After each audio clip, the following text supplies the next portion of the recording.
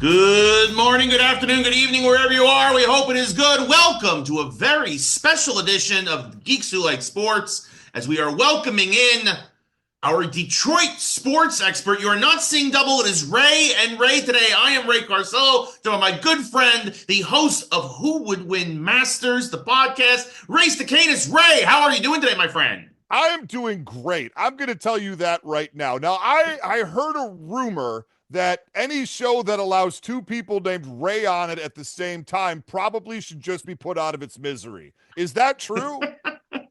If that is true, then I think both of our shows are in a lot of trouble, my friend. So, obviously a show that would have two Rays on the show would do something before the show to make sure everyone differentiates between the two people named Ray, right? That's what a smart program would do, right? Yes, that's what we would try to do. Yes. For those of you who don't know, I'm very excited. I guested on Ray's show, Who Would Win Masters. That episode will probably be coming out soon, so stay tuned for that. We'll share it on all the Geeks Who Like Sports socials as always, which was a fantastic one. I'm super excited for it. It was Link from The Legend of Zelda versus what's his name? Sung Jin Woo from an anime Solo called Leveling. Solo Leveling. I don't even know the name of the show. Total Leveling. No, that's totally wrong. Solo Leveling. Yes. I told you that I was a little hurt today walking in the door, but that's okay. That's okay. We're rolling through. Yes, we are. But I'm super excited to be a part of your show, and now, of course, happy to have you back here on Geeks Who Like Sports, because we loved it. We loved it when you came on the last time talking about Detroit sports, right? Obviously, I'm New York, Lee is Philly. Detroit is an interesting, right now is having kind of a resurgence in the sports world. But I need to kick things off because I also really wanted you on this week because my New York Knicks handled your Detroit Pistons in 6 games. Shouldn't even say handled, because it was a fantastic series. A couple of different calls, couple of different bounces could have easily gone your guys' way. But how do you feel as a Detroit fan, obviously, after being bounced in the first round, but also looking forward? Because to me, you guys have a really bright future there with the Pistons in that lineup. I think I said last time I was on the show, it's been for the last 4 years, it's been the same conversation ever since Cade Cunningham joined the team. Mm-hmm. It's okay, well, yeah, you guys are not very good right now, but next year, you guys are really going to bring the heat. And then next year comes by and we're like a bottom 3 team again. It's like, okay, sure, it didn't work out this year, but with these draft picks coming in next year, you guys are going to be. And it's been that way 4 years in a row where I'm just like, is there ever a point where Cade Cunningham takes this team to anywhere at all other than a bottom 5, lottery pick? It's absolutely outrageous. And yes, finally, this is the year they were able to start putting it together. Some would argue if the referees had called the series fairly, we would have swept the New York Knicks. Mainly Knicks fans are telling me that. They apologize for deceiving the world with these results. But I would say losing in 6 and in game 6, having a 5-point lead with 4 minutes to go in the fourth quarter, that's not a bad place to be. Cade Cunningham finally is showing, at least to me, a little bit about why he's the person they say he is. Mm-hmm. And also the front court's been really good. With Harris and Thompson, we got Hardaway Jr. running around back there. I see 55 at this point. I'm a little bit confused about that. I feel like when you reach a certain age, you can't use junior anymore in your name, right? You just right. I feel, I don't know, because to your point, I'm amazed he's still in the league. It's crazy. It's not just that. You shouldn't be able to use junior once you pass 30. I think I'm the second. I am technically a junior. I go by the second and have. I'm also a junior, by the way, actually. See, there it is. Yeah. See, Ray Jr. That doesn't even work. This is outrageous. But I'll say also on the same twist of fate, if you're 22 years old just going into the NFL, you shouldn't put senior on the back of your jersey either. Yeah. If you're Titus Young for the Lions, but Titus Young Sr., and he was one of the most immature players ever. And then all of a sudden, overnight, season to season, he slaps a senior back there, and the eye roll was palpable. You could see it from Des Moines. Well, we are going to get into your Lions in a little bit. But yeah, your Pistons finally did. You got the 6th seed, obviously, in the East, obviously starting to put things together.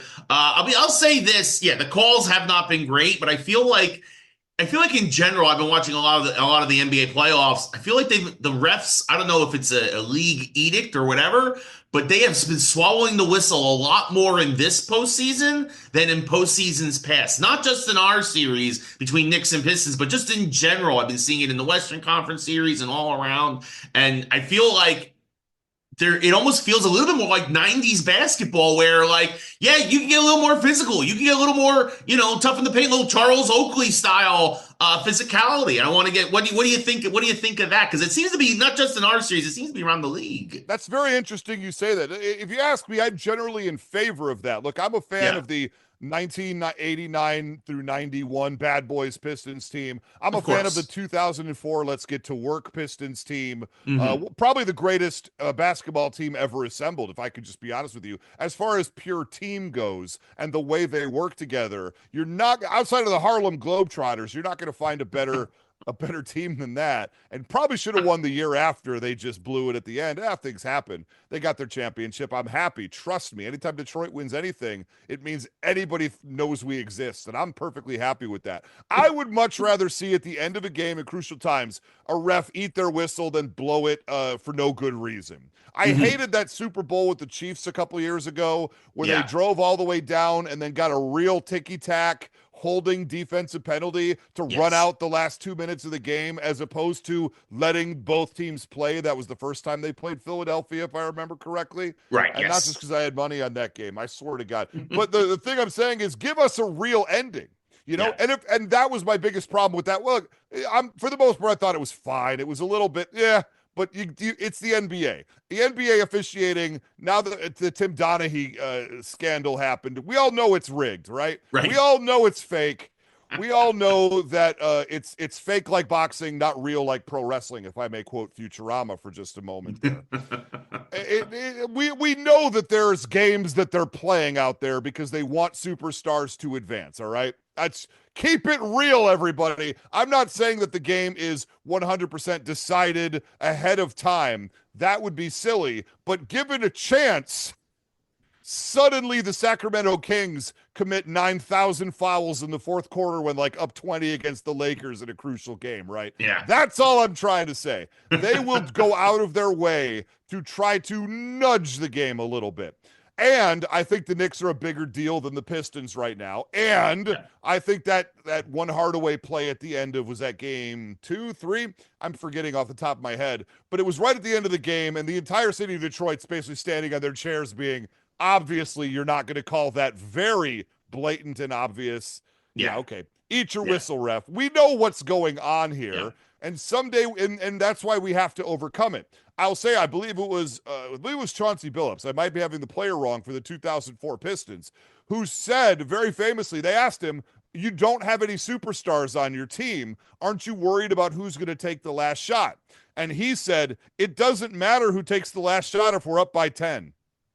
Yeah, that's a great point. And that's how we have to play Detroit style basketball, unfortunately. Yeah, well, I think a lot of teams feel that way. You're starting to see that around the league. What was it? The Thunder put up 87 in the first half, a record 87 in game 2 of their second round series. So they're like, yeah, if we score 150 points, we don't got to worry about Jokic or whatever. Yeah, there's no defense we even need to play at that point. We're doing great. And also, I do want to add, who isn't happy that the Lakers are gone? Who isn't thrilled about that? Yes. I'm so tired of basically, I'm in LA, as are you, and I don't want to see them or hear them ever again. Nope. I am so happy nobody's talking about LeBron and him crying about this or crying about that. It's wonderful. It is wonderful to see the Lakers out in the first round again. It's like, I'm sorry for your Pistons. I'm sorry. The Knicks, though, I don't want to say we're looking like a team of destiny right now. Come on, stop it. You're a Knicks fan. That's like me saying that about my football team. You can't really go there. I know. But I'll say this. They have had two of... You were talking about being up by 5 with 4 minutes to go and not feeling bad. The Celtics were up by 20 twice. Yeah. And the Knicks still were like, we got it. We got it. It doesn't. It also helps when obviously the Celtics go 1 of 14 from the floor in the fourth quarter. That allows you to chip away at that 20-point lead. But I want to get your thoughts as a basketball fan. Is this Knicks' hard work, never giving up determination, or is this just the fact that the Celtics have basically just imploded in back-to-back fourth quarters that allow the Knicks to chip away at that? You know the Celtics aren't going anywhere. They're going to come back. They're far too talented.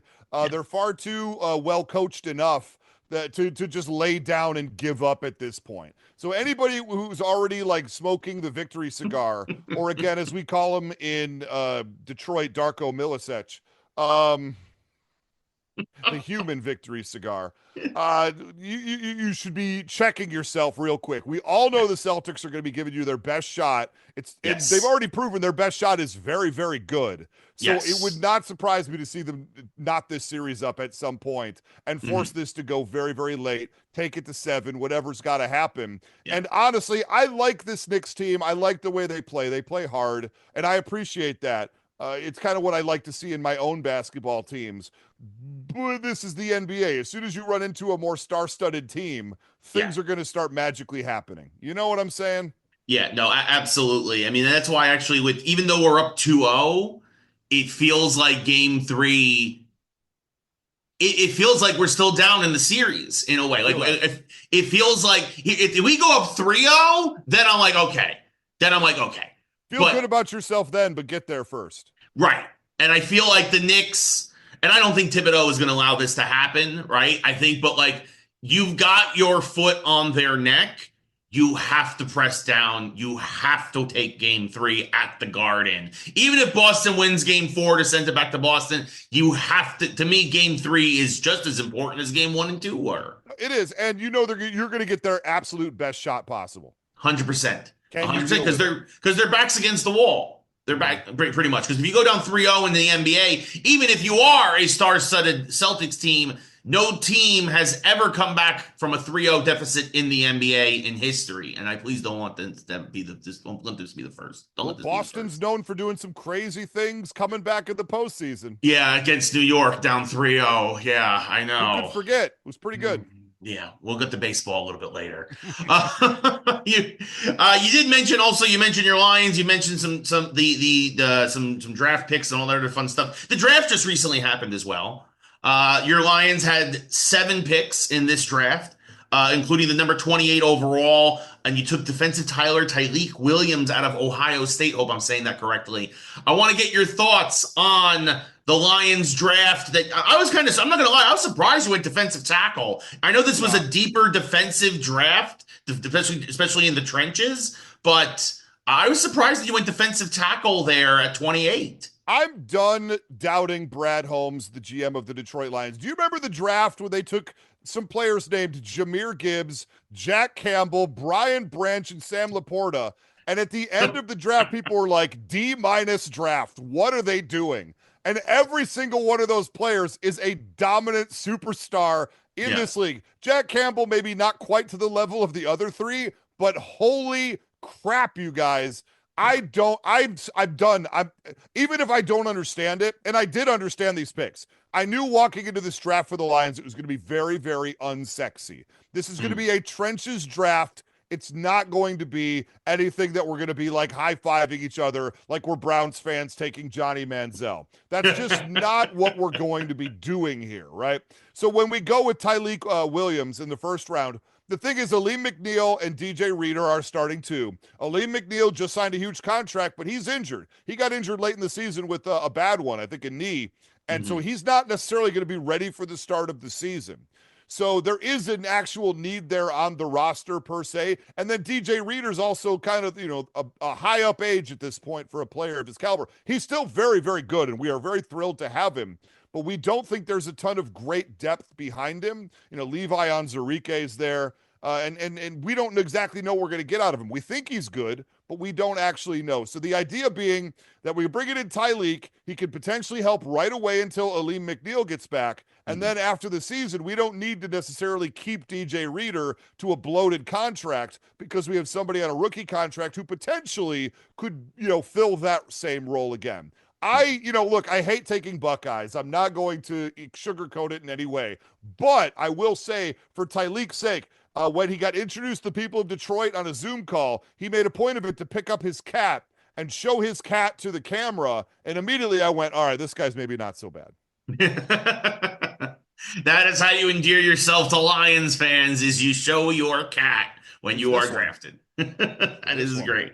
But yeah, you mentioned the trenches. You guys also took 2 offensive guards. Honestly, I feel like, I'm not going to lie, I think you got a steal in Miles Frazier in the 5th round out of LSU. I wanted him for the Giants, so we went with Embo instead out of Purdue that late. And then you got Tate Ratledge out of Georgia. I mean, look, you're shoring up the middle there. Obviously, for whoever's, Gibbs is more of an outside back, but he could run between the tackles if he wanted to. But obviously, to make sure Goff has some protection, you took some big fellas there in the middle, and you said it's not sexy, but boy, does it make a lot of sense. And those are 2 really nice picks, in my opinion. And me too. I think Frazier actually had a 3rd round grade, and we got him in the 5th round, if I remember this correctly. And Ratledge, we traded up to get Ratledge.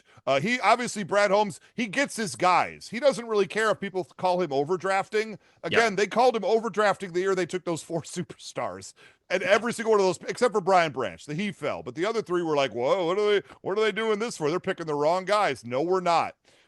We had a huge need at guard, if anything. We got Graham Glasgow, who from Michigan, obviously tremendously talented. We've got Christian Mahogany, a 6th round pick from the year before, who's shown promise. He was another guy who fell about 2 rounds deeper, 3 rounds deeper than he should have. We're very high on him as well, but potentially with Frazier and Ratledge, those could be our starting 2 guards. I don't think it's going to happen, but I wouldn't be surprised if one of the 2 of them won a starting job in camp and was starting right away on that really dominant offensive line. So I absolutely love these picks. I knew coming in we were going to take a guard or a center guard in the 1st round or 2 rounds. And that's exactly what they did. No part of that part of the draft surprised me. I knew defensive end or defensive tackle was also likely on the other flip side of that. Yes. So this pretty much laid out. Now, some would argue that Tyleek Williams got overdrafted. He had a mid-2nd round grade. Mm-hmm. But again, if Brad likes you, he's going to go get you. He just and that's the thing. To get him. Right, is that you don't know he would have been there in the 2nd round for you. You don't. And if you really are high on this guy and he's really sort of on that tier board and it's about to drop off, I trust, again, in Brad we trust. I do believe that he's going to make the right decisions. I might be a little hesitant to start jumping up and down, but at the same time, like with a track record, taking Amon-Ra St. Brown in the 4th round, for gosh sakes, you give the man some dap, because let him cook. Yeah. No, you guys, I think, had a very solid, like you said, solid, but it wasn't spectacular. It wasn't flashy. It was you filled needs, you added depth. You said you got your edge rusher, I think, in the 6th round. So like this way to give yourself a little extra depth there, especially after, you lost Aiden Hutchinson last year to a broken leg. And that obviously, you guys got hurt because of a lack of depth and some just very unfortunate injuries towards the end there. 10 million injuries on the defensive side of the ball. I think Washington Commanders had a very good offense. Yeah. I didn't think they had 45 points against us in Detroit. Good offense. It just, at a certain point, we just couldn't rush the passer anymore. We couldn't do much of anything. And you can't rely on 2 safeties who are the only 2 really healthy people left, period. You can't rely on 2 safeties to cover everything on the field. It just, at a certain point, you're going to get burned. There were so many injuries in every single position across the board. There's just only, it really sucked, because that defense, you saw at the beginning of the season how strong that defense was. And then as soon as Aiden went down, Ali McNeil went down, Carlton Davis went down to a freak jaw injury. I believe Malcolm Rodriguez went down. We lost another cornerback. It's just one after another after another. And at some point, you just got to start laughing and be like, what are we even doing? We had to sign people off the street to be our first people off the bench in a playoff game. Yeah. That's outrageous. Yeah. No, it was an unfortunate series of events for you guys there in terms of the injuries just piling up towards the end of the season. But again, you guys look, you guys are going to be, for the most part, healthy. You're going to get healthy over the course of the season. You guys are obviously, to me, Obviously, you've got Minnesota now. They're going to be starting, McCarthy. So you're going to have a rookie quarterback there. The Bears, to me, are still in rebuild mode, although they'll probably be better. And I still think that, yes, the Packers did take, Matt Golden out of Texas there, the receiver. I still think you guys are the cream of the crop in the NFC North. Obviously, divisional matchups are going to play a big role, but as long as you guys beat the teams in your division, you guys should be set. That's it. And they went 6-0 in division last year. So I mean, Yeah. I feel like we look. I think we have the most complete team in the NFL. I mentioned that going into the draft, all we needed was one guard. How many teams could say that walking into the draft, right? And it's mostly just about depth with us and just dealing with the injuries. And with any luck this year, look, we went 15-2, despite the fact that our entire defense was hobbled since about week 6, you know? And so the fact that this team was able to put that much together, the big question marks for us in my brain are both offensive and defensive coordinators. They both left to get head coaching positions elsewhere. And we have one guy in John Morton, who I believe came from Denver, who seems like he's another Dan Campbell guy, but from a little bit further back. I believe maybe in New Orleans they knew each other for a little bit.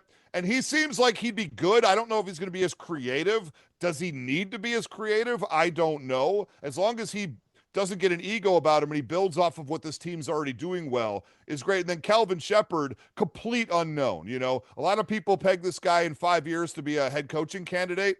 That's how highly people think of his leadership ability. I don't know him. I don't know him enough, and I haven't really seen him, what he does. The people on the inside are raving about him. But at the same time, until he's done it, he hasn't done it. And sometimes that spotlight, especially with expectations, can be very bright for a first-time defensive coordinator. Yeah, it's going to be interesting to see what happens again, especially when you mentioned Ben Johnson, of course, goes to the rival Bears. But again, I think it's still going to take a little time for him to kind of figure out what to do with what he has there. And then, of course, Glenn goes back to the Jets, where he played a good chunk of his career. I'm sorry for Jets fans. Look, Aaron Glenn, I think, is a good coach. I think that he is a leader of men. I do believe that. I believe, and this is me being a little conspiratorial, but I think his style of coaching defense, and maybe it won't happen as a head coach, but I feel like he was throwing people around too much. I think he was having people put their bodies at risk way more than they needed to. And I think that him being defensive coordinator contributed to the attrition that we felt all of last year. I felt people were like they were being shot out of a cannon, but they weren't necessarily taking care of their own bodies while the game was going on. And you want that as a football team to some extent, but you can't have people being reckless out there. Yeah. And I fear that his defensive style was to have his players play reckless. And again, big results can happen from that. But as we saw, there was no team left to play defense at the end of the year. So I would just tell Jets fans who have that excellent defense in New York, no offense to speak of, but an excellent, top 5 defense, I think, in my opinion, at least last year and the year before, be worried if you start seeing players start going down a lot. Look for the way that they're playing and think to yourself, this guy's pushing them to do reckless things. Jets fans, that's just something as a Lions fan I'm just going to put on your radar before the season starts. Yeah, it's going to be interesting to see what happens with the Jets because, again, they had that great defense with Robert Saleh, and then they fired Saleh, and actually that defense fell apart in the second half last year. So it's going to be interesting to see if Glenn can't reinstitute that. And again, look, they're hoping that Justin Fields can have a resurgence or a surgence, I guess, because he never really got going anywhere he's been. But yeah, that's going to be the thing with the Jets is can the Jets put up points? I think the odds of Strawberry Fields by the Beatles reaching number 1 in 2025 is more likely than Justin Fields taking the Jets to the playoffs. I'll say it. I like that's that. 7-10 team. Yes, I agree. You know who's also going to probably be about 7-10? I think my Giants are going to be probably about 7-10. Well, 7's a little bit of a reach, don't you think?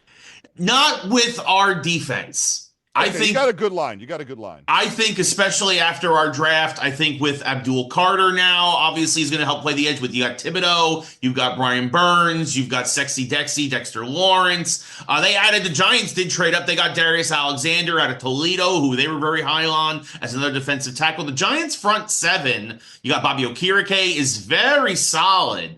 And if that secondary can come together, they signed, I can't think of his name right now, the kid out of New Orleans to be the number one corner. They think that Banks can still be a solid number two. The Giants defense could probably steal a couple games. It's sneaky good. I would just worry about where the points are going to come from. Look, Malik Neighbors is the truth. Yes. But what did you sign Jameis Winston? Are you the team that did that? We signed both Jameis Winston and Russell Wilson. Yeah, man.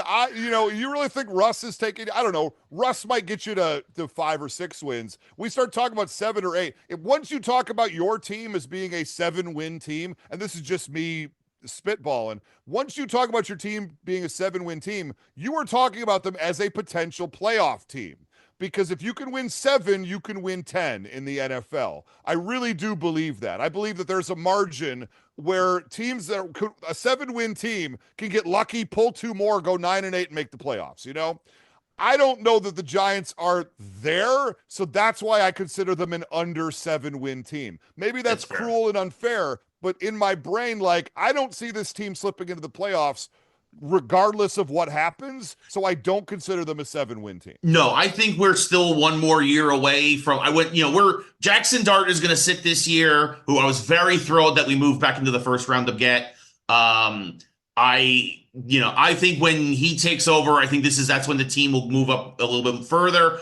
But I feel like, to your point, I think Malik Neighbors, I think that, we've still got Bellinger at tight end. I think we drafted that kid Fadone. We're adding Cam Scattaboo to that backfield with Tyrone Tracy. I like Cam a lot.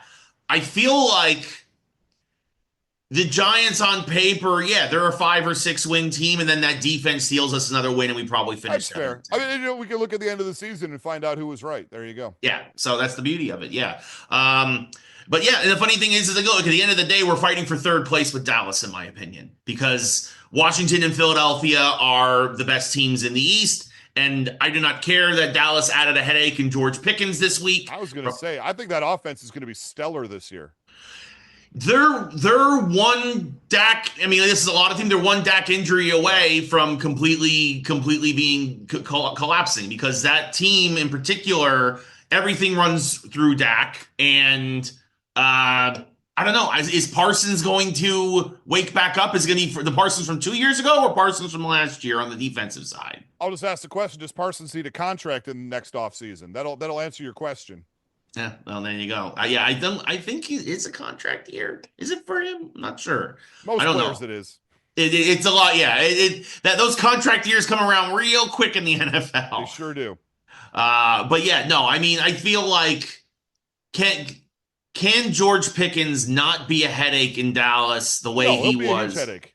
Yeah. He'll be a massive headache in Dallas, but can he still play? He's a top 10 wide receiver in the NFL as far as I'm concerned. I put him up there with the Jamar Chases of the world and the Justin Jeffersons, although he took a little bit of a step backwards last year, I think.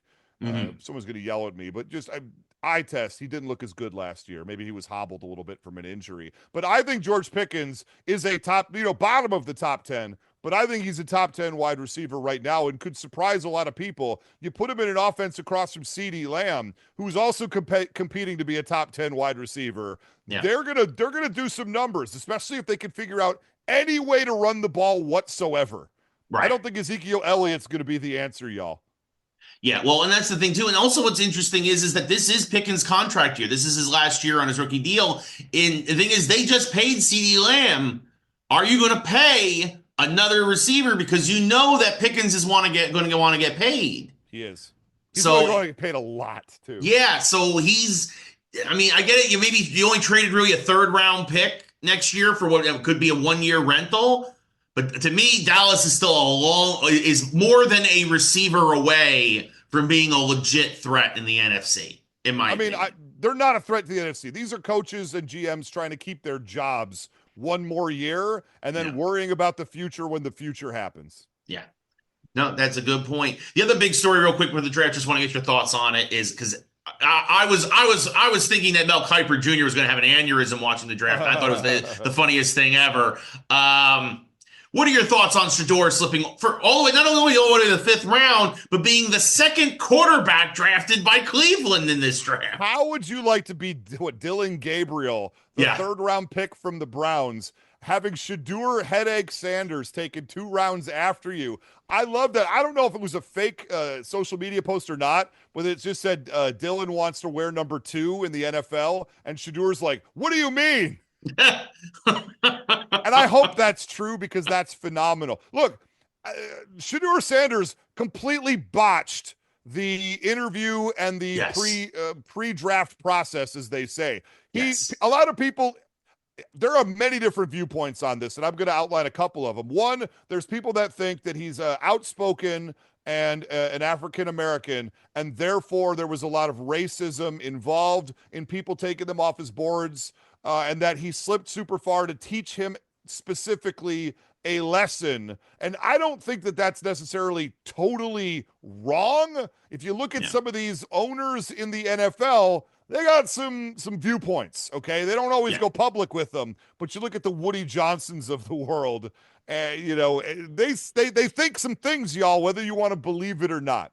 I don't think that's impossible, but I don't think that's the full reason, right? I think people saw Shaduer Sanders as a backup quarterback. I think his talent grades didn't grade as high as Mel Kiper. And Mel Kiper, as we all know, has never missed on a quarterback before. Aforementioned Johnny Manziel. I will say real quick aside, Merrill Hodge will always have my respect because there's a clip of him saying specifically, whoever drafts Johnny Manziel in the 1st round will be fired. And he was right. And I will consider his football opinions to be strong forever because no one was saying that back at the moment, right? I think Hodge had him as a 7th grade talent or 7th round grade talent or something. And so Shaduer Sanders, look, he has trouble. They think the biggest knock on Shaduer Sanders is he's going to have trouble playing outdoors in the cold because of the way he grips the ball and because of his arm strength not being that of, say, a Matthew Stafford, right? Who is really at the end of the day. And so you look at the teams that needed a quarterback, the only one that made sense taking him high given those limitations was the New Orleans Saints. And the New Orleans Saints have an owner that you could make comments about, of course, and they did not end up having him maybe on their board at all. Now, maybe he could have snuck his way into better conversation if, as I'm hearing, he showed up to like pre-draft interviews with like headphones blaring music that he refused to take off, and others with an entourage of 20 people in the interview room with him. Like, that's a man who does not seem to be taking anything seriously. Now, to Shaduer's viewpoint, he thought he was a top 3 pick to the Giants. He thought there was no way he's slipping out of the top 5 picks overall. He would tell teams outside of the top 5 picks, I won't even bother really talking to you or taking you seriously because I won't be there when you draft anyway. And he had overvalued his own talent. He overvalued his own character. And the thing is, if you're expecting somebody to come in and be, at best, a backup quarterback who can spot start once in a while, essentially what Jameis Winston is at this point, what Justin Fields is at this point in his NFL career, if that's your ceiling on Shaduer Sanders, do you want a guy who's going to treat you like crap and whose father is going to be in the media every single day, second guessing every part of your team structure? You don't want that. So I can see why a lot of teams pass completely. And I can also see why Cleveland, bless you, Cleveland, trades up in the 5th round to get him, despite already taking if that was on the board of possibilities, just take him in the 3rd round, you weirdos. Nobody had Dylan Gabriel as a 3rd round grade. No, not at all. And even close. So like, I question what's going on in Cleveland. That is a repeated statement I've had for roughly 40 some odd years and will for the next 40 as well. I don't know what's going on in Cleveland. From my understanding, he was there available in the 5th round. They had the capital to draft up. And from what I heard, the owner called down to the room and forced them to draft him. Yep. That's insanity. Did you see the clip of all the Browns front office people when the pick was made? No one applauded. No one even smiled. Unbelievable, because they know a headache is coming to town. Resurrect Deion Sanders' old tweet that says, no one should want to go to Cleveland. Right. Yeah. No, He's right, but still. it is a, oh God, it is going to be the greatest car crash possibly in NFL history that we are Can't going to wait. watch there. It is unbelievable. And yeah, and to go back to the Giants, yeah, I mean, look, his interview with the Giants went infamously bad. Like, I mean, Dable basically let it know. He's like, this kid's uncoachable. He's uncoachable. And like for a quarterback whisperer like Brian Dable, Yeah, of right? all people. Like to be like, I can't work with this kid. I mean, to the point where it also came out supposedly the Giants put mistakes in like the plays and whatever that they were showing him, and he completely didn't pick up on any of them. And then the Giants revealed that to him, and he threw a temper tantrum. And the Giants were like, "There's no way this kid is not emotionally ready. He's not mentally ready. He's not mature enough to be ready to be a quarterback in the NFL." And it's also something. I mean, look, this is also what happens when I feel you've only been coached by your Hall of Fame father in the NFL your whole career. Like he's never had another opinion or discerning opinion or other football guy in his ear for really his from high school to college at Jackson State to obviously Colorado. Where are the assistant coaches on the teams he's been on to step up and have his back?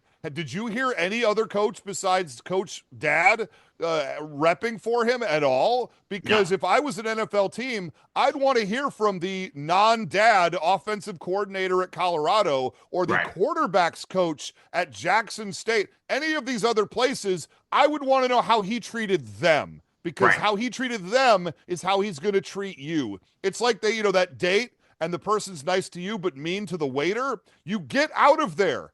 Yeah. You get out of there 100% of the time because, how you treat the people that can't necessarily, and those are people who could do something for them. But if you treat the people who can't necessarily do anything for you like crap, that's how you're going to treat everyone else too, as soon as they can't do something for you. Exactly. 100%. 100%. So we move from one draft over to the other, although it hasn't happened yet, but it will. But the NHL draft, just going to briefly touch on this. The lottery was this week. And unfortunately, your Red Wings did not do very well. It was one of the few teams not to really move up in terms of the draft. You guys will end up being the 13th pick. My Rangers actually moved to the 12th. The biggest surprise, though, is that the Islanders, who should have been, if everything fell the way it should have, the Islanders should have had the 13th pick. The Islanders, though, somehow win the draft lottery. Weird. Yeah, very weird that a New York team that has seemingly been on the cusp for a while, and gosh, now we got to hear everybody from Long Island. It's going to be another dynasty, another 4 in a row. Oh, sure, gosh. Yeah, no, everyone believes that. Oh gosh. Anyway, Islander fans are some of the worst. Anyway, look, I'm wary of any. I honestly, I have not been following the NHL since the Red Wings went into a tumble like 6 years ago. And so I passively check in every so often. I didn't even realize the NHL had a draft lottery until you told me today. And in my mind, and this is the one conspiracy theory I 1,000% believe. You don't have a draft lottery for a sports league unless you plan to fix it.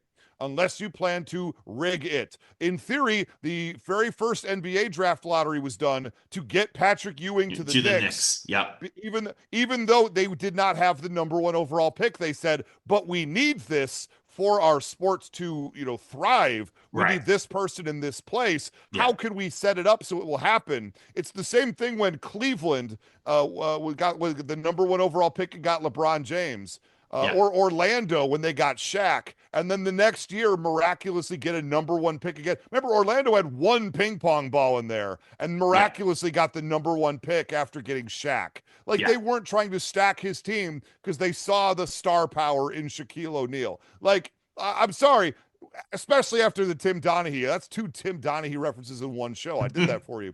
Especially after that. There is no reason to take them seriously when it comes to that stuff. They are an entertainment venture more than a sports league. They are there to promote stars and make a ton of money, and it's working very well for them and has for a long time. So if the NHL is trying to do the same thing, why would they not put the Red Wings with the top 3 pick? I asked that question. What? They are one of the most important teams, maybe the most important team in the NHL. I say that as a Detroit person. They're definitely top 3. We can make an argument about other ones if you want to, but I don't think that there's a lot of other teams that have the same pedigree as the Detroit Red Wings historically, right? We're the New York Yankees of hockey for a reason, right? That's just what it is. Technically Montreal is the New York Yankees. Okay, well, listen. They're the New York Mets as far as I'm concerned.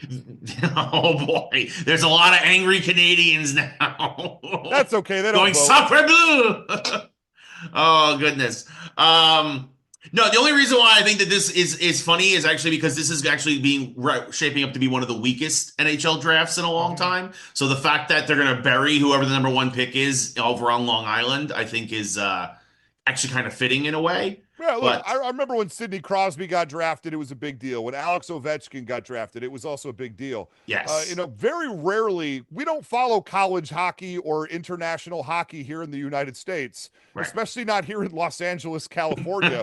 I don't know who a single person who's about to be drafted is. So it really doesn't matter to me. I mean, I guess it matters in the long term, but in the moment, it's not like the NFL draft where I get to see players that I know from my television set come on in here. So pretty much the NBA draft means something because we watch March Madness religiously and we get to see these people. And the NFL draft is the most important. Yes. For that exact same reason, because college football is so huge, right? Yeah. The other baseball draft, I mean, you hear about a player so often, but whatever happened to Tone Nash? Yet. No idea. Yeah, exactly. But he was the biggest thing ever when he was like 14 years old. There you go. So, yeah, no, it's going to be interesting. But yeah, I feel like your Red Wings are where your Pistons were a couple of years ago, where it's like you're going to be there, you're going to be there. And then at the end, you just seem to fizzle out for some reason. But you have a lot of good talent there. You got that kid, Lucas Raymond, who I think is legit. I feel like you got some good talent on that team. I think Dylan Larkin is still there and whatnot. But, yeah, I don't know. And hopefully my Rangers do what they did in the 90s, which is do phenomenal, then miss the playoffs, and then win the cup in a 3-year period. That's not a bad way to be fair. And I will always go to stump for any player named Raymond. No, yeah, there you go. Absolutely, 100%. So, but yeah, the Rangers just hired a new coach, Mike Sullivan. So we'll be interested to see if. He's the one who landed the plane? I thought he'd be too old to coach hockey. Not that Sullivan. Not that Sullivan. Oh, the one who writes musicals. Not that Sullivan either. Different Sullivan. I'm out of Sullivans. I mean, the TV show host from the 1950s. I thought he was dead. Not quite. Not that one either. You guys hired the monster? Yeah. Moving on from hockey. Blowing my mind right now. Moving on from hockey over to, we're going to wrap things up on the sports side with some baseball. Why not? Your Tigers are doing phenomenally. They just swept a doubleheader today against the Rockies. I mean, it's just the Rockies. The Rockies. They didn't just sweep it. They blew the doors off them in 2 games. I watched both games from my office today in the background, and before I could blink, it was like 4-0 in the third. Yeah, I think he won by a combined score of 21-3 in the doubleheader today. Nice. Before we get to your Tigers, the Rockies are on pace to be. I mean, we thought the White Sox last year were historically bad. The Rockies, they were, but the Rockies are actually the Rockies were like, hold my beer. The Rockies are now on pace for 30 wins this season. It's not good. That is beyond not good. That is abysmal. Ray, is it time to have I think the league needs to contract, and I think that every player in Colorado just needs to be sent to every other team. Every team gets to take one person from Colorado, and the Rockies just have to start over. We have talked about this personally. I believe contraction for American sports is necessary, and it will never happen because of the money involved, especially like the NFL. Like there's also no like secondary NFL or football league that's going to promote a team. What are we talking about? Soccer teams in Europe and England and whatever are notoriously easy to have. Yeah. You don't need a whole lot of players. You don't need a whole lot of room, and you can play in any kind of, backwoods stadium that you guys want to. It's not the same with the NFL. Now, baseball, on the other hand, there could be an argument there because there are some very, very good, independent teams, minor league teams. Let's get the Savannah Bananas to replace the Colorado Rockies, and I guarantee attendance goes up 10% the very next year. Yeah. I do think that, especially in baseball, any sport where there's no salary cap, right? Any sport that doesn't have a salary floor, I should say. And baseball is one of the absolute worst offenders. You have a handful of teams who are $300 million or whatever, and then you got a handful of teams, or more than you should, that have like a $20 million payroll. Yeah. And it's embarrassing. And it should not be that way. There should be a floor and there should be a cap. And I understand why the big teams push the little teams and give them money, or however their structure works, to not do it that way, because the TV contract is very, very good. I do think, though, that some of these teams eventually, looking at you Pirates, looking at you Athletics, Rockies, White Sox, I think are at least trying. They're just not good.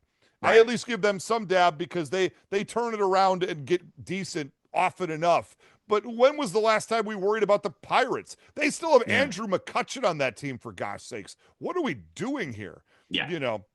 It's outrageous. And I think if there was a way that the bottom two teams of Major League Baseball could get bounced out to a 10, 18 team, honest to God, real minor league organization that wasn't tied necessarily to these other teams. I mean, that's how they prevent it from happening, obviously. Yeah. But I think that some of these teams got to go, or at least got to have the threat of going above their heads to force them to try to be competitive.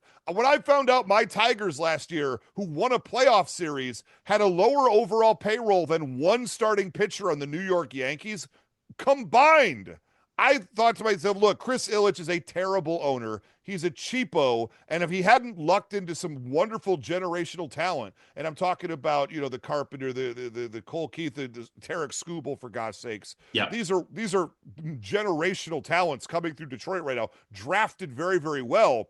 But based on what he put into the team, this team should be the Pirates, right? Right. And Detroit Tigers are too important an organization. I'm not going to argue they're top of lore like so many other teams, but that is a historic team. That is a team that's been around a very long time and has a very rich tradition. And to see them have such a terrible owner who doesn't care about winning and is just cashing the checks really makes me angry. Yeah. Well, I mean, that too, it's like, and in same thing with the Pirates, which is, again, an original 6 franchise for baseball. And it's like, and again, they won't spend the money. In fact, we have a direct correlation to it this year because the Athletics, finally, part of the deal to let them go to Vegas in a few years was that their owner, Fisher, had to start spending some money in free agency. So he went and signed Luis Severino from the Mets to go be their ace, gave him a $20 million a year deal, and a couple other guys. And the Athletics, look at that. They spent some money. And as of right now, they have a winning record and would be a wild card team in the American League. Suddenly decent. What a concept. You bring in 2 or 3 big free agents along with that big that drafting well, and suddenly you're a competitive team. But your Tigers, though, are much more than competitive right now. No, they're phenomenal. Like, this team's got to be looked at to be a potential, I'm not going to call them the favorite yet, because we got to get deeper into the season and see if they can uphold this. We've seen collapses before, but this is a team that got red hot in the second half of the year last year to even make the playoffs. Then they bombarded Houston, and, unfortunately, they didn't quite have enough against Cleveland. But Cleveland's like, that's a power team. Like, what are you going to do? Yeah. I'm not a fan of the city of Cleveland, but I will give dabs to their Guardians. Yeah. There are some extremely good players in that team. Ultimately, it's all about the Dodgers, though, because they are the best team in baseball. Yes. I think their payroll just eclipsed $1 trillion. Is that correct this year? Yeah, I believe so. That is correct. Yes. Yeah. Look, they spend more than anybody. Or at least they're top 3, because other teams spend badly. The Dodgers are easily, far and away, the number 1 spender in baseball. Yes, they are. You never know what the sneaky Mets are going to do. Like, for every year, they were like the highest paid team, and you look at their team, and you're like, how? Yeah. Yeah, no, the Mets actually, though, the money's actually finally paying off. The Mets, who I think are number 2 right now in baseball, are also in leading the National League East, which I was so shocked because they have no pitching, at least on paper. Give it a month. Let's see where they're at. No, well, that's the thing too. Is to your point, it is early in the year, but and again, it's interesting to see the standings. The Tigers right now have a nice lead in the Central. Cleveland hanging around. No offense aside from Jose Ramirez, but they always seem to find good quality pitching that keeps them competitive. I mean, Cleveland has the 10th worst run differential in all of baseball, and they still have a stranglehold on what would be a wild card spot right now. But you guys, I mean, is pretty good too. Like they have the Class A-est closer. Yes. I stepped on my own joke, and I'm very mad at myself right now. But that's the funny thing is Clase's had a terrible April. If he had done what he did last year, they might actually be right knocking on the door for first place with you guys. But and speaking of underperforming bullpens, my Yankees traded a starter that we desperately needed to Milwaukee for a closer who has now blown 6 saves in 6 weeks of the season. So Devin Williams clearly can't handle the bright lights of New York, at least not so far. But the Yankees are still in first place because we have a guy named Aaron Judge. Speaking of generational talents. Amazing. Yeah, just look, I mean, there's no arguing he's the best player in baseball. I drafted Devin Williams in my fantasy league, but now I have some guy named Weaver on my team. Can you believe it? Yeah, no. Luke Weaver, again, the Yankees are great. You know what? Brian Cashman is better at making those under the radar moves and then failing at the big splashy trade. That's fair. Right? Point. Like the Devin Williams of the world, like all these big trades have always failed, but then it's like this guy Fernando Cruz, who has a 6 ERA with Cincinnati. Hey, buddy, how about you throw your splitter for a strike? It's like, I can do that? Yeah, you can do that. And now he's got a sub-2 ERA, and I think he's striking out like 12 guys per 9 innings, and he's like a lights-out 7th inning man for us. Luke Weaver bounced around. You mentioned Luke Weaver. On the trash heap, Yankees are like, why don't you shorten your delivery? He's like, I can do that? He's like, yeah, just do a quick little sidestep. And now his changeup is one of the most lethal pitches in baseball, and he's had a sub-2 ERA the last year and a half, right? Like, but you trade Devin Williams, who's an all-star closer for the Brewers. He comes to the Yankees, he has a 10 ERA. Make it make sense. I'd like to make it make sense, but here's the deal. Look, as a Yankee hater, and I will go on the record as saying that anytime the Yankees make a bad decision, it fills me with joy. This is a few years ago, but when the Tigers bounced the Yankees out of the playoffs, I wore my Detroit hat around, and I'm not even kidding. No one likes the Yankees, Ray. I'm sorry to tell you. I walked around with my Tigers hat, and everywhere I went, people were being like, good job, high five, shake my hand, great. Like everywhere I go, I was like a local celebrity because everyone hates the Yankees that much everywhere you go.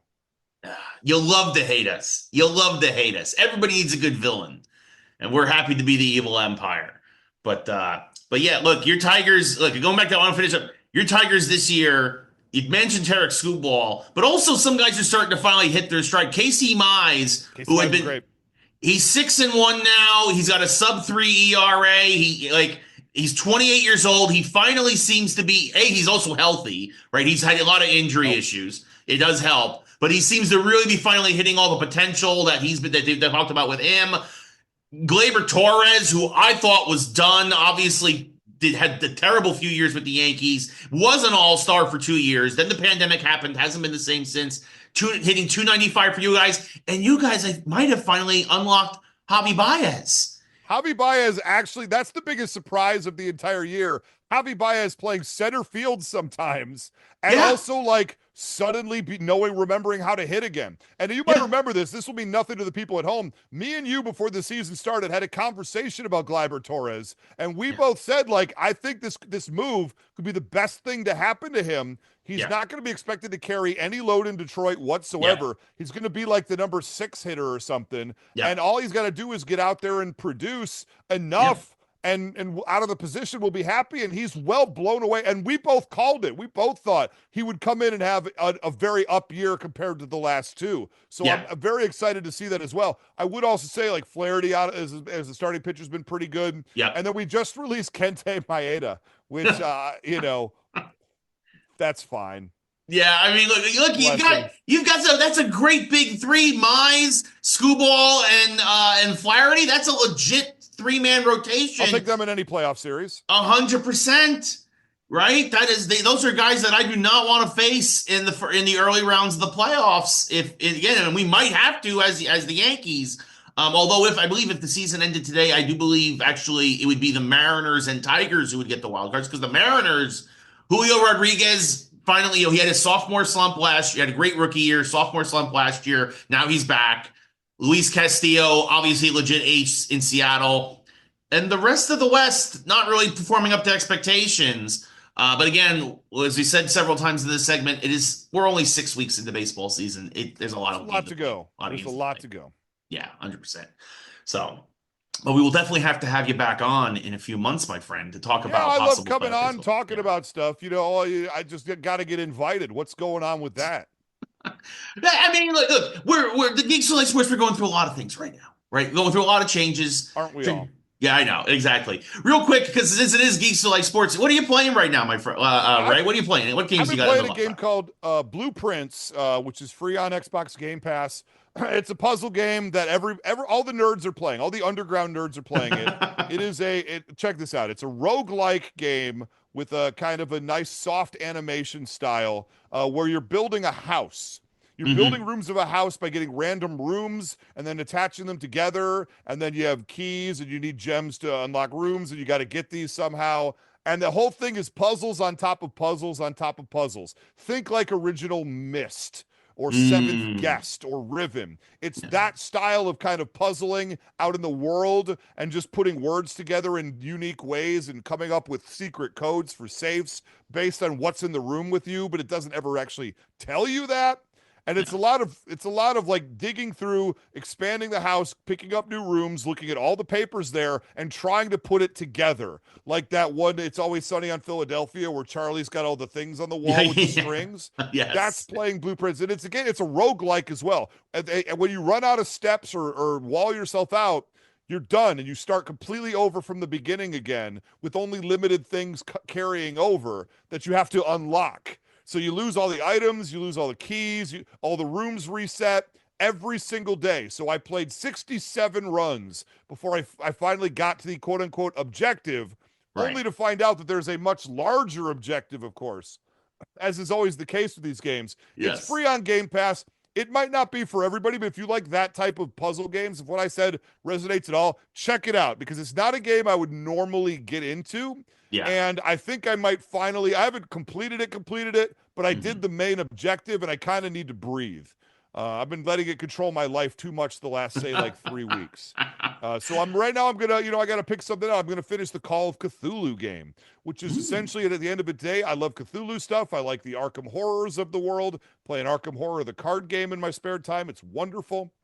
And I really like to call it the Cthulhu game. It's not overly long. It's mostly kind of a walking simulator with dialogue and limited puzzles. I'm definitely enjoying it. I just have to sit down. If it wasn't for Blueprints, I would have finished it by now. And then I'm going to take on a big game, I want to try to play a Final Fantasy VII Rebirth. I want to play a Silent Hill 2. Those are both sitting right now. But I also know I just bought RoboCop on sale. And boy, if I don't know exactly where my brain's going to go when I'm suddenly ready to play something different again. Yes, no, 100%. Yeah, I just picked up I downloaded RoboCop on the PS Plus. It was the April PS Plus month. I have to play that myself. But I'm also loving Game Pass. I just finished South of Midnight. I need to play that too. Oh, that might be my next game, actually. I've heard too many good things. I absolutely adored it. I think it's the best thing that Compulsion's has done yet, which I feel like Compulsion has only gotten better and better and better with every subsequent game they've released. Always had great ideas, but like this one, they really executed it as well. The animation is beautiful. The music is beautiful. It's a really touching story. It's very solid action adventure-y game mechanics. I absolutely adored South of Midnight. No, tell me a little bit more about that studio, because I actually don't know that studio too well. What other games have they done? Maybe I've heard of those. Oh, so Compulsion, oh gosh, I'm gonna look it up real quick because I've played all of their games and am now blanking on like half of their titles.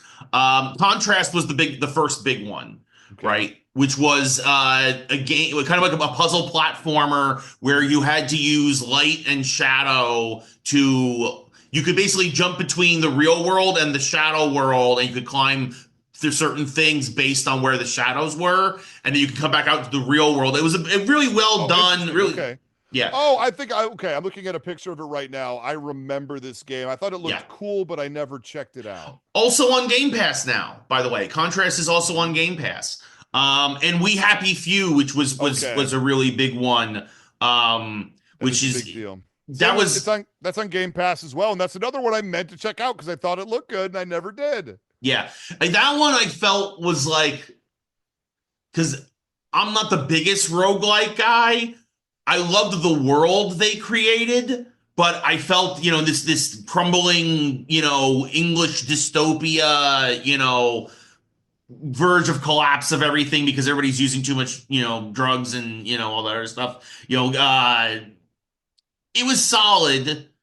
I personally I love Contrast and South of Midnight more, but that's just because I prefer action adventure and puzzle platformer over roguelike. That's just my personal my personal jam. But they've never, to me though, South of Midnight checks all the boxes. It definitely, you can see if you look at those games the lessons they learn from each one and how it pays off here in terms from both a storytelling and a technical aspect. I love that. And to be fair, and actually I forgot the other one. There's two. South of Midnight is actually one of those games that I feel like I need to play.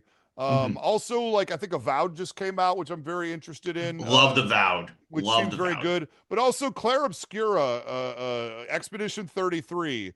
Also is right there in my wheelhouse of amazing looking games. I remember seeing it on one of the Games Direct that Xbox did. Yeah. With that, I think South of Midnight might have been on the same show together. And I was like, God dang it. We are eating good over in Xbox world right now. Oh, yeah. I mean, we're a week away from the new Doom dropping on Game Pass. I didn't even know that. That's amazing. The medieval Doom drops next week. Doom the Dark Ages. Yeah, I didn't realize that was coming out so quickly. Good deal. And with GTA 6 being pushed to 2026. Like, who didn't see that coming? Yeah. I love the fact that all these game companies have been terrified to release anything from June to December of this year at all. They were, even if it was completely ready, they were not going to release it because they all sit in fear of the shadow that GTA 6 is going to have come like April, May of next year. Yeah, May of next year, early May, I believe. Yeah, what's hilarious about that is you're going to now see between now and April of 2026,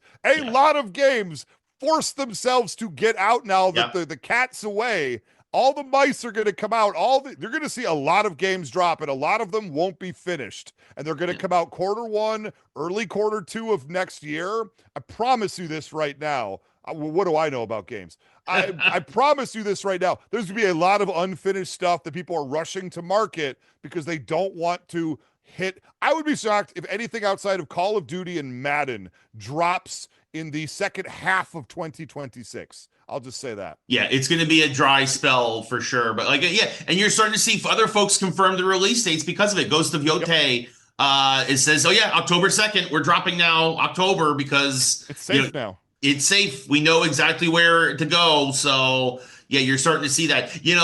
Also speaking of game releases, what are your thoughts on? You have any thoughts on the Switch 2? We're a month away from Switch 2 dropping, and they're gonna have five big titles in the first 6 months for Switch. I haven't been a big Nintendo guy for a while, and look, and this is going to be me sounding a little sniffy, but I've always, for a long time now, considered, since like the Wii came out and was hugely popular, it's video games for not non-gamers, but for casual gamers. A lot of younger people and a lot of much older people. Not that I'm not that at this point, but a lot of, people who don't normally game get the Nintendo system. There's a lot of people who have a Switch who are under the age of 10 and over the age of 40. Let's just keep it real, right?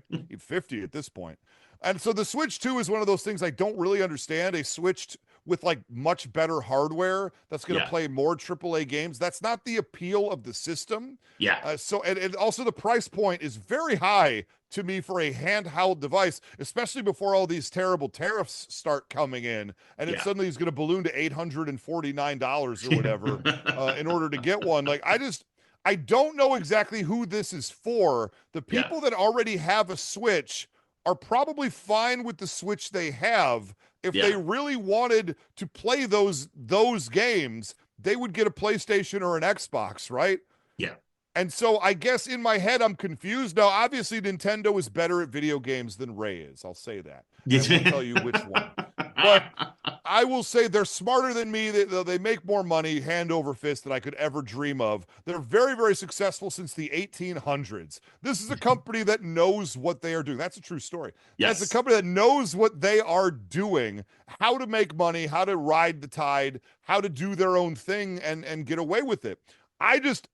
This is obviously going to do very well. You never discount anything Nintendo does, except for that Labo thing with the weird cardboard folding. What was that? Yeah. Anyway. Sometimes you take big swings and big misses, right? You do. Look, they also had Robbie the Robot, too, and the power gloves. So they can't all be gems. The peripherals aren't their specialty, right? The super scope. The list goes on and on and on. So I think the smartest thing they could do with the Switch 2 is deeply limit its release. To make sure you sell the ones that you have and don't make more and then leave it like the PS5 was when it first came out for like 18 months. Just let people not have it and want it. And that's how you're going to sell it. I think you have a very limited drop at first, especially, given a lot of the uncertainty out there in the world. To me, that makes sense. They're going to be successful they're going to make money. You said there are some good releases. They rely on the same set of games every single console release. I mean, keep it real. And they're always very good and they're always very successful and popular. I just, I don't know. I think the selling point of the Switch 2 to me isn't there. And I'm wondering if for that price point, it's going to be there for a lot of other people as well, given their target audience. Yeah, no, I think that's a great point. And I think they also shot themselves in the foot by basically the week before showing off the Switch 2 for the first time. They showed off Metroid Prime 4 and a new Pokemon game, Pokemon Z to A, on the regular Switch. And you're basically for me, I would have saved those for the Switch 2 announcement and then been like, oh, it's also going to be on Switch.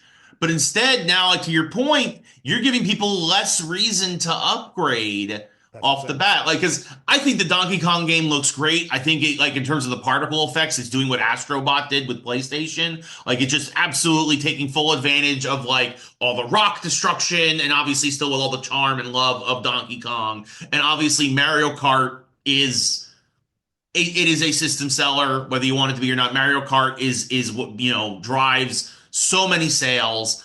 But then beyond that, I'm going to get Metroid Prime 4. I don't know what system I'm going to get it for, if Switch or Switch 2. But I'm going to get the new Pokemon. I don't know what system I'm going to get it for, though. Right? I feel like you took two possible bullets out of your gun by saying that this is going to, that they're going to bridge the generation with these particular games. My one big prediction for the Switch 2, and I haven't seen this confirmed anywhere. This is just me spitballing and where I think it's going based on the climate of the industry. I think what you're going to see is the Switch 2 comes out and Xbox Game Pass is going to be available for the Switch 2, given its new hardware power and its ability to play the games that Xbox can also play. I believe you're going to see an announcement sooner rather than later, I should say, saying that Xbox Game Pass will be an available thing you can get subscribed to on the Switch 2. And I don't know if that's going to be something they have upon release, but I think if you look at it 6 months, a year down the line, mark my words right now, the way Microsoft is going and the way Nintendo's going, what better reason to upgrade your Switch 2 than to allow yourself Xbox Game Pass and all of what's in there, which is a lot. Oh yeah, it is a ton. And that's a great idea, because we've known that Microsoft has been kicking the can or kicking the tires on possibly the handheld market and all this other stuff. That'd be an easy way for them to get there. And now with games like Gears of War coming to PlayStation and Forza coming to PlayStation, it is clear Microsoft does not care about their big IP being on competitors. If anything, again, it only adds money to their pockets because now it's franchises that used to not be there. I know a lot of Sony fans who are going to probably go play Gears of War for the first time because it's going to be on PS5 soon. Right? It's going to be crazy to watch a lot of these PlayStation fans fall over themselves to suddenly say nice things about this franchise that they've been crapping on for 20 years. It's weird how that's going to suddenly work out. Yes. Well, on that note, man, I'm going to try to only keep you a short time, but this ended up being a full-length episode, my friend. I really appreciate all your time tonight. I can't stop talking once I got started. There was no way this was not going to be a full-length or longer episode. Well, Ray, I really appreciate your time. Again, folks, go listen to, if you want to hear more of Ray's talking, Ray Stakenas over on the Who Would Win Masters podcast. And you'll have a guest appearance by me shortly as well over there. You go check him out there. And then, of course, stay tuned, folks. We're going to be back with regular episodes of Geeks Who Like Sports soon. As soon as Lee's back from winning more hockey trophies. Can I plug a couple other things? By all means, please, Ray. Yes, absolutely. Yeah. I'm so sorry. I do want to tell people about the Who Would Win Masters show briefly. I've talked enough. I could talk more. Who Would Win Masters is a Who Would Win style show debating fictional characters fighting each other. Who would win in a fight between these characters from comic books, movies, anime, video games, wherever the heck we can pull them from. It's a pretty wonderful show. And we've recently split the show into 2 different shows. There was an original show on the network. Now there's 2 shows with each of our hosts, myself and James Gavsey, each taking our own show to kind of spin it in our own direction and kind of try to grow the network from there. Who Would Win Masters is my version of it. It's timed rounds, 3 rounds. We debate back and forth, and then the people ultimately decide. We come back the following week, and we talk about all of the commentary, all of the comments. I actually go into the comment section, get my hazmat suit ready, and then we actually have a vote.